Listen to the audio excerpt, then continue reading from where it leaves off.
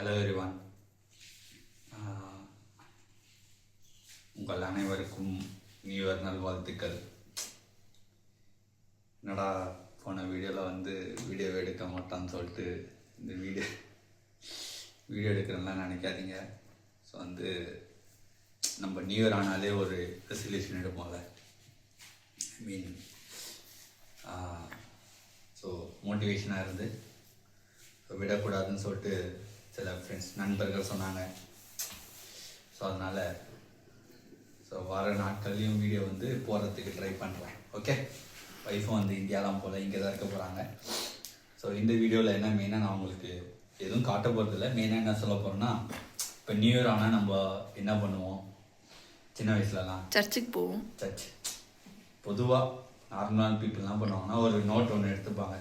Note ஒன்று எடுத்துக்கிட்டு இப்போ நான் நோட் ஒன்று எடுத்துக்கிட்டு என்ன செய்வாங்கன்னா, ஜிம்முக்கு போனோம், அப்புறம் அது என்ன ஃபுட், அது ஜங்க் ஃபுட்லாம் சாப்பிடக்கூடாது, அப்புறம் காலையில் சீக்கிரமாக எழுந்திரிச்சு படிக்கணும், சீக்கிரமாக எழுந்திரிச்சு வேலைக்கு போகணும், ஜிம்முக்கு போகணும், இந்த மாதிரிலாம் மெயினாக உடம்பு ஃபிட்டாக வச்சுக்கணும் அப்படின்னு சொல்லிட்டு நிறைய பேர் எழுதி வச்சுருப்பாங்க.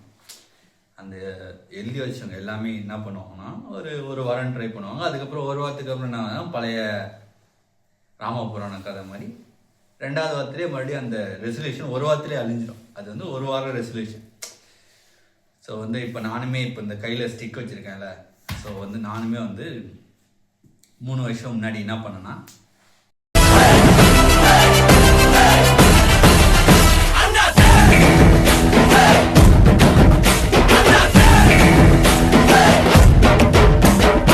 இந்த மாதிரி நானும் ஏதாவது பண்ணணும், ரெசல்யூஷன் எடுக்கணும்னு சொல்லிட்டு ஜனவரி 1ஆம் தேதி முன்னாலாம் ரீல்ஸ்லாம் எடுத்து போடுவேன். ஸோ ஜனவரி 1ஆம் தேதி நானும் இந்த மாதிரி பண்ணணும்னு சொல்லிட்டு பண்ணுவேன். அவ்வளோதான். அந்த டைமில் என்ன யூஸ் பண்ணேன்னா, நான் என்ன யோசிச்சேன்னா, என்விரான்மெண்ட்டு க்ளீனாக வச்சுக்கணும், நம்ம சுற்றி இருக்கிற இடம் க்ளீனாக இருக்கணும்னு சொல்லிட்டு ஒரு ரெசல்யூஷன் எடுத்தேன். அதுவுமே கொஞ்ச நாள் இருந்தேன், அதுக்கப்புறம் அப்படியே போயிடுச்சு. இப்போவுமே அப்பப்போ க்ளீன் பண்ணுவேன்.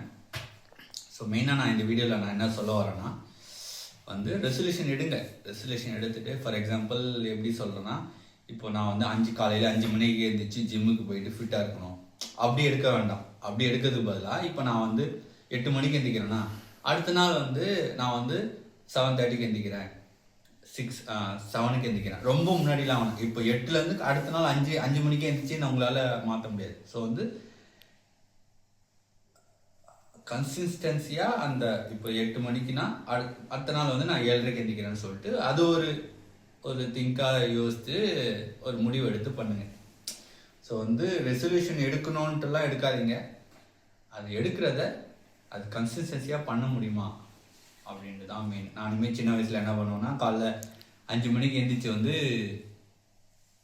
படிக்கணும். ஓகேவா, எங்கள் அம்மாலாம் 5:30 எதுவுமே சொல்ல மாட்டாங்க. எங்கள் அம்மா படிக்க சொல்ல மாட்டாங்க. எக்ஸாம்னா காலையில் எழுந்துச்சி படிக்கணும். நான் என்ன பண்ணுவேன், 5 மணிக்கு எழுந்திரிப்பேன், புக் எடுப்பேன், படிப்பேன், படிக்க ட்ரை பண்ணுவேன், தூக்கம் வரும், தூங்கிட்டே இருப்பேன். ஸோ அதுக்கு என்ன யோசித்தேன்னா, காலையில் 5 மணிக்கு எழுந்திரிப்பேன். 5 மணிக்கு எழுந்திரிச்சு எனக்கு என்ன பிடிக்கும், அப்போ சுட்டி டிவியில் ஏதாவது போடுவோம், போக்கோ சேனலில் ஏதாவது போடுவோம். ஸோ எனக்கு பிடிச்சதை 5 மணிக்கு எழுந்துச்சி அதை பார்ப்பேன். அதை பார்த்து அந்த தூக்கத்தை வரதை டிஸ்ட்ராக்ட் பண்ணுவேன். அது ஒரு வாரம் 2 வாரம் பண்ணிவிட்டு, அதுக்கப்புறம் 2 வாரம் கழிச்சு 5 மணிக்கு எனக்கு அந்த எந்திக்கிறத ரொட்டேட் ஆகிடுச்சு. 5 மணிக்கு எந்திக்கிறதே அப்படியே ரொட்டேட் ஆகி, அதுக்கப்புறம் பிடிக்கிறத அந்த சுட்டி டிவி பார்க்குறத தவிர்த்துட்டு படிக்கிறத ஸ்டார்ட் பண்ணிட்டேன். ஸோ நானும் நீங்களுமே ஸோ பிடிக்கிறத எது பண்ணணும்னு நினைக்கிறீங்களோ அதை பண்ணிவிட்டு அது கண்டினியூஸாக பண்ணுங்க. ஓகே, ஸோ அவ்வளோதான். இதுதான் சின்னதாக சொல்லலாம்னு நினச்சேன். என் மனைவியே ஜங்க் ஃபுட்டு சாப்பிட வேணாம்னு யோசிக்கிறாங்க. நீங்களும் ஜங்க் ஃபுட்டு சாப்பிட வேணாம்னு யோசிச்சிங்கன்னா ஃபுல்லாக அவாய்ட் பண்ண வேணாம். எப்படி சொல்கிறேன்னா, இப்போ நீங்கள் ஒரு நிறையா சாப்பிட்றீங்கன்னா அது கொஞ்சம் குறைச்சிக்கோங்க. ஃபுல்லாலாம் குறைக்க முடியாது. ஸோ கொஞ்சம் குறைச்சிக்கிட்டு அதுக்கப்புறம் அடுத்த கொஞ்சம் நாள் கழிச்சு என்ன ஆகும்னா, இன்னும் கொஞ்சம் குறைக்கலாம்னு சொல்லிட்டு உங்களுக்கு மைண்டில் தோணும்.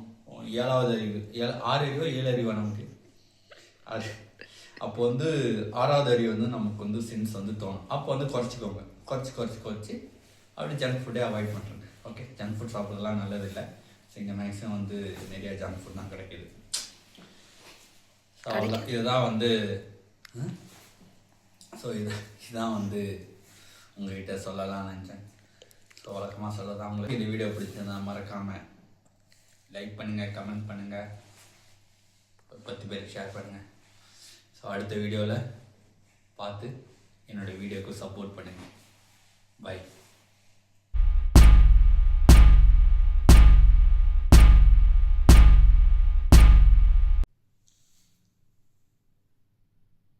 நல்லதே நடக்கும், நல்லதே நடக்கும், நல்லது மட்டுமே நடக்கும். வெற்றி நிச்சயம்.